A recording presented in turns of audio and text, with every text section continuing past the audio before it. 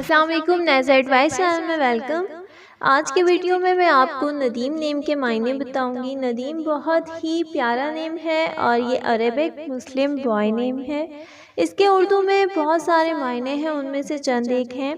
दोस्त, अच्छा साथी, दिल को भाने वाला, यानी कि नदीम नेम है और इसके मायने हैं दोस्त, अच्छा साथी और दिल को भाने वाला। सो मिलते हैं नेक्स्ट वीडियो में। अपने या किसी भी नेम की मीनिंग जानने के लिए कमेंट्स कर दें और सपोर्ट करने का शुक्रिया। Thank you for watching. अल्लाह हाफिज़।